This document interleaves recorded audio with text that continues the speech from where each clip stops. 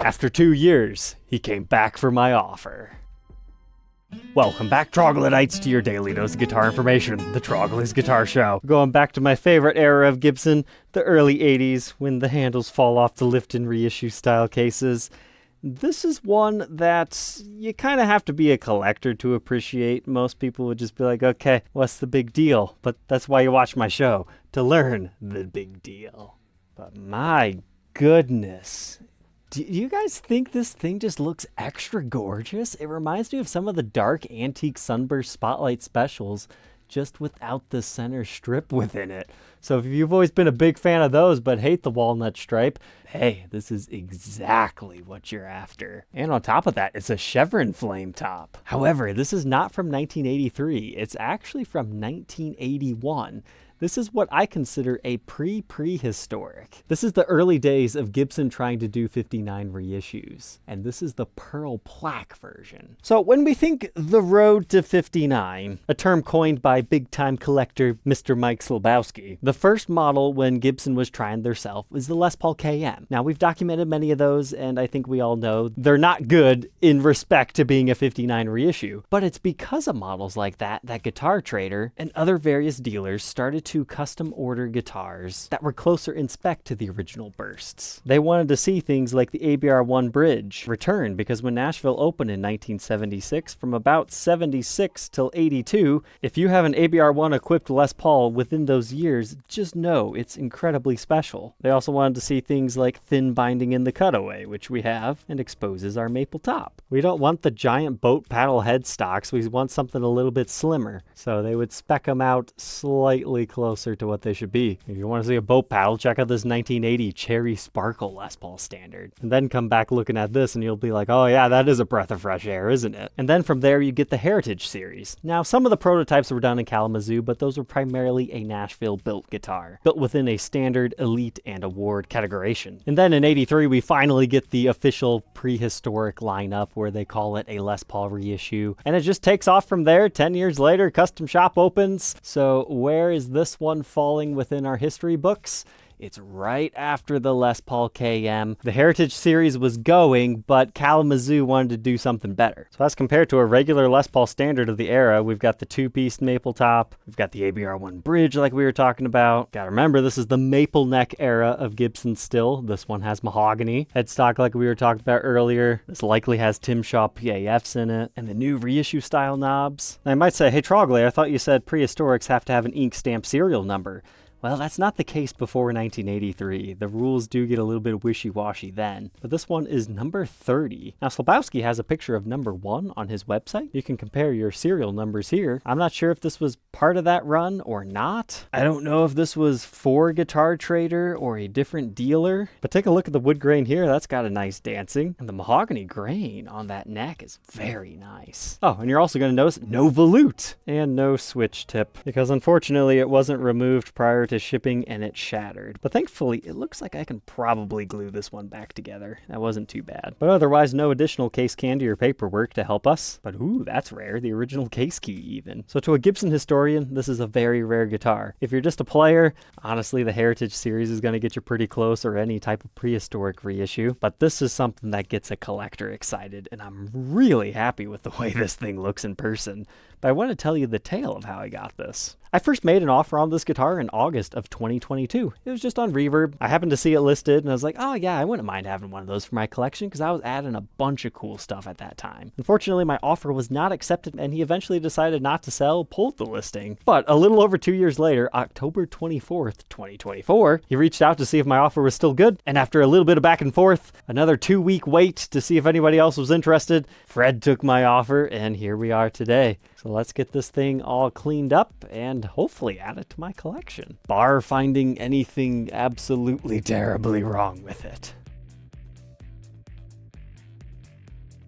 Hour and a half later, and now look at her. this is just blowing my mind. Here's what the guitar looked like when I was buying it in photos. And here's what it's like now. I was not expecting this nice of a top. I honestly thought it was kind of an ugly guitar. I just wanted to document it because the whole pearl plaque situation. But now that I've got it all shined up, you can really tell this has an interesting dish carve to it. Like you can tell, they're not exactly there yet. If anything, the top of the guitar seems to be like right here, and then it flattens down, and then it doesn't quite scoop up enough yet. But this is quite dramatic for 1980. This is miles better than what we were seeing on the Heritage series, and especially the Les Paul KM. So step in the right direction. This is a really special guitar. But I did find a few uh-ohs in here. But as far as our pickups, the covers have a forever tarnish on them despite cleaning. But as anticipated, we've got a 1981 dated Tim Shaw to May, and then March of 1981 in our bridge position. Now, do we have a long neck tenon, and is this a Super Freak? No. I was hoping to at least see an ASB stamping in here, because that's definitely the color. But no, unfortunately nothing, not even a Made in USA stamp. However, I do want you to see the exposed mahogany and the maple top joining on over here. I do believe that has been slightly extended. If anybody knows what humbucker needs just a little bit more room, because you can tell it wasn't Gibson that did that, because there's like a little bit of a jut right there. It's not like this is a Les Paul Deluxe or something that's been routed out for full-size humbuckers. It's just a different humbucker that needs a little bit more space, because we'll see later on the back that the neck pickup solder is not original. I had a 1980 Super Custom that was done up like that too, because normally your route's going to look like this and you've got some buffing compound over top of it. So something going on there. But thankfully, with the original pickup back installed, you can't even tell. Well, you know what?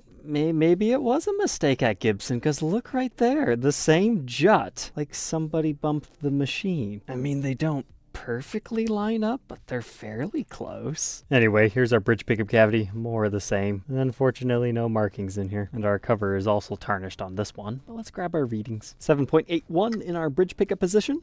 Our neck, 7.69, and they play together beautifully at 3.87.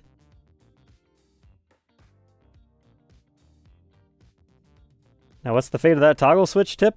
It glued back together, but it doesn't really go on straight. I'm not even entirely sure if that was an original part to begin with, but hey, it's back to functioning. But now, the moment of truth, our bridge. Read it and weep. It is a post-mounted ABR1. No bushings within the body. Very unusual for this time period for a Les Paul to have this. That's what makes this so special and valuable. And the tailpiece is just your regular one, full weight, with the casting mark on the back. I always kind of wish Spotlight Specials were more prehistoric like with ABR1 bridges. So I think that's just why I've fallen in love with this thing. It is gorgeous. It's like everything I've ever wanted. And honestly, I was having a bad day today. I worked on a different guitar before this one. It was supposed to be a one-off, all-original, really cool semi-hollow, and ended up almost everything being replaced on it. Not what we thought it was going to be. So it's kind of headaches talking the seller through that, because he bought it from a reputable shop and they didn't tell him any of that, and that was like 10 plus years ago. Yeah, needless to say, wasn't having a good day. But now I'm happy.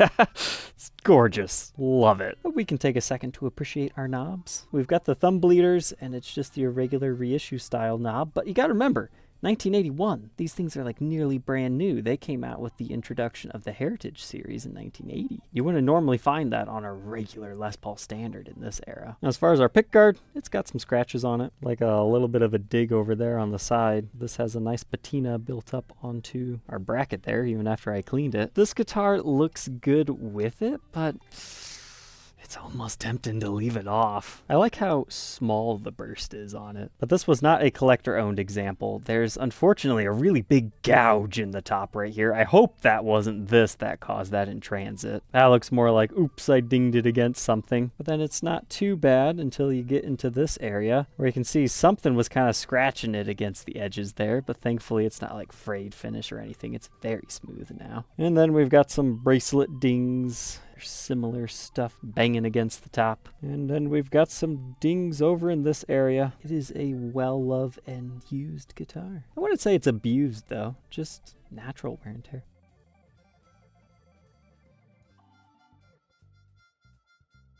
But being 81, it's before they introduced weight relief, so it should just be a 2-piece maple top with a solid mahogany body, with a mahogany neck and a rosewood fretboard. And of course, all my special guitars get my super ultra deluxe polish job. You can learn how to do that in this episode right here. But our frets definitely tell the tale of somebody just was a fantastic player. They weren't just playing in the cowboy chord areas. They were doing all the soloing too. This might be in need of a level recrown at bare minimum, but this should be good enough for my purposes, but we'll see once we get some fresh strings on it. I did notice what looks like a couple of inlay repairs. You can see where glue has kind of seeped out, and it feels significantly different right here, so that inlay probably popped out and somebody had to glue it back. I'm betting the same thing happened here because you can actually see some runoff onto the board. Now, that's not a big deal at all. But we've got a 24 3/4 inch scale and a 12-inch fretboard radius to pair with our nut measuring 1.71 inches, increasing to 2.06 by the 12th. That's rather skinny. Then a first fret neck depth of 0.86 and 0.97 by the 10th. It feels really flat in this area, but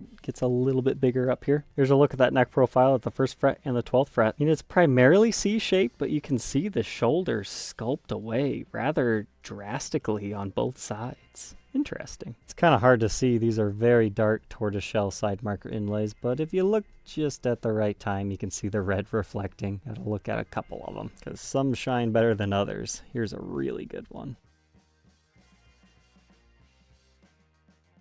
The face of the headstock is very clean. If you're saying, hey, I didn't think it was that dirty to begin with. Unfortunately, this guitar was definitely with a smoker for a while. Like, it's not excessively bad. If it was, I'd probably move it on to another home. But it's just faintly there, so I'll have to let that case air out. But we do have some light scratches here, but our truss rod is functioning beautifully. Here's a look at our truss rod cover, beautifully aged. Likely from help with all that tar in the air. And if you get the Gibson logo in the light just right, you can see there's like some finish checking around it. It might also just be like somebody left a clip-on tuner and it impressed the finish, but we'll check that out under black light. I'm not sure why they used this style of tuner when they were trying to be super accurate, but hey, that's how they did most of these. The really wide washer version of a Clusen tuner. Moving on to the backside, this cleaned up beautifully as well, but as you shine the light over it, you can see quite a few nicks and dings, some mild buckle / button worming on the back. All things considered, I'd actually say this is in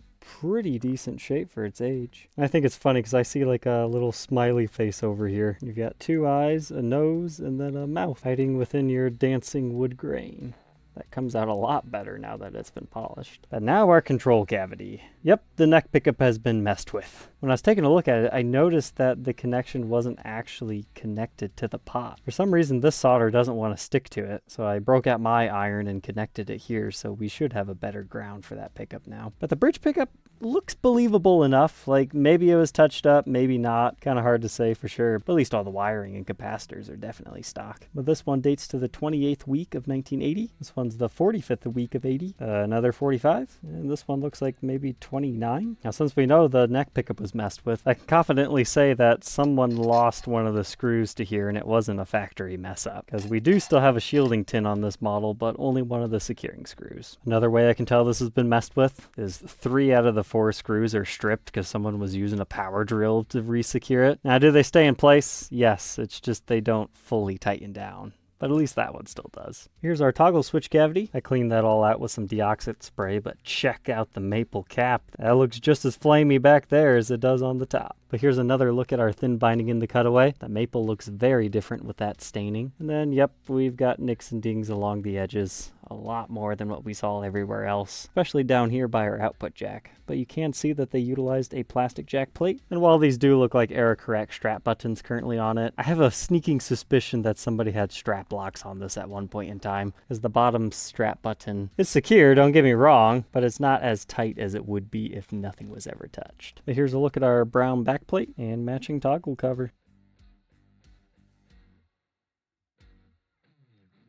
But now let's run up the backside of the neck. Do we got a couple of other light dings? Sure, but it's really in good shape. But more history lessons over here. So there's our Gibson branded Clusen style tuners. And here's what it looks like if you take that pearl plaque off. So if you ever run into like a strangely reissue spec'd Gibson that has some holes up here, maybe somebody took the pearl plaque off because they didn't like it. But what's the deal with this thing anyways? Well, they were used on really high-end fancy models of the era. So we're talking things like the Les Paul, we've documented those in this episode, or even such high-end archtops, like the premium Citation model. They would use these Regno pearl plaques on them. So that really helps show you just how special Kalamazoo thought these new Les Pauls were. The fact that they would use these on here. But the thing with these prehistorics is there's no fancy name for them. We've just been calling them like one-off type things. But now that we know that there's at least 30, and that doesn't necessarily mean that these go in order, they might also share numbers with the Citations, who knows. But as a community, we definitely need to give these their own special name. So feel free to leave your idea in the comment section below. But we do have a traditional serial number of 83451, which dates it to the 345th day of 1981. That's really late in the year. And production number 201, making it Kalamazoo. And you can also see your Made in USA stamp here. Now let's do a blacklight test.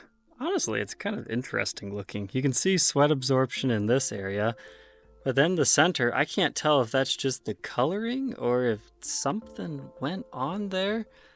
It doesn't look like there's ever been any kind of a touch-up. I mean, you can see some more wear there from somebody picking or something. And we saw that ding earlier. All our plastics are glowing the way I would expect to see. That is a little peculiar, but honestly, I don't care. And just like I predicted, they had a capo or a clip-on tuner or something up here that definitely discolored the finish, but thankfully it's over a black headstock veneer, so it's not overly obvious, but you can still see those light impressions around the Gibson logo from that. Backside of the headstock, I forgot to point out that ding earlier, but I think you guys saw it.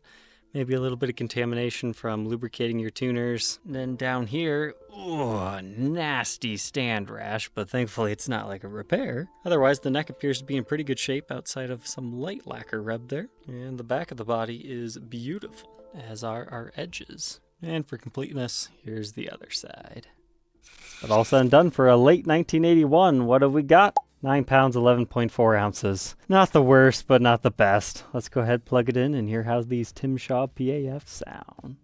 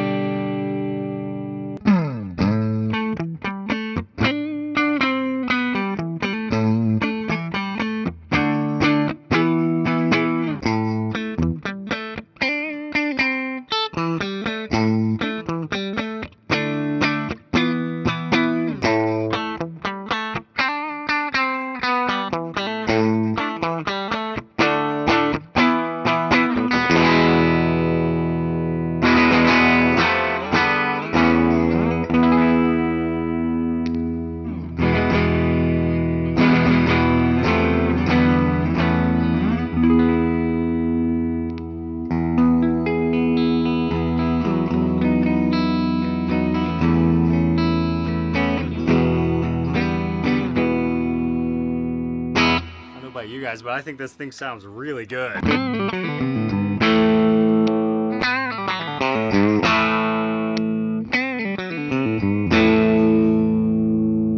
And the neck profile is nowhere near as slim as those numbers were making it seem. Like, we saw that it looked a little strained on the contour gauge, but I would actually classify this as more of a rounded 50s style, very similar to what Gibson uses on a real R9 of today. So once again, it goes back to correcting everything that I don't necessarily love about the spotlights. You get the ABR1 bridge and a slightly more rounded neck profile, but then again, some spotlights have bigger necks than others, but usually you have to go to the 3-piece necks for those. So this just might be my perfectly spec'd guitar with my favorite pickups, Tim Shaw PAFs.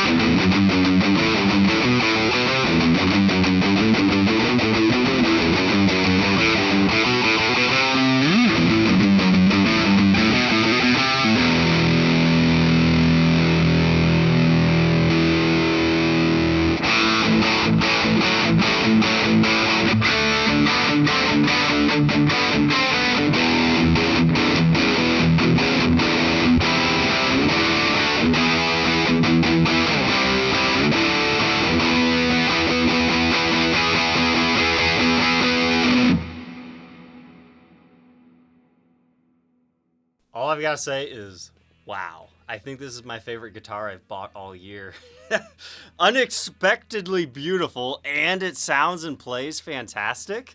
That was quite a surprise, especially the neck profile. I always wanted to document one of these Pearl Plaque reissues simply because it's very early days of the proper reissues. The true history of them is a little bit of a mystery, but yeah, if you see one of these things for sale and you're looking for a mighty fine player, if it's anything spec'd like this one, you gotta remember, being a one-off kind of order, they might all slightly vary, but I am very pleased with this purchase. If there was only one thing I could change, I would want slightly taller frets, because bending on this, I mean, it's not impossible. I'm used to the Norland era style frets, and as we saw, these ones do have some wear. But that's pretty much the only thing anybody can ever complain against the 70s, 80s guitars. They're just not quite as tall for super bends, but that's not a deal breaker for me. So, Troglodytes, I hope you enjoyed learning about this unique and rare model. Don't forget to like, comment, and subscribe, and we'll catch you guys tomorrow on the next one. Take care.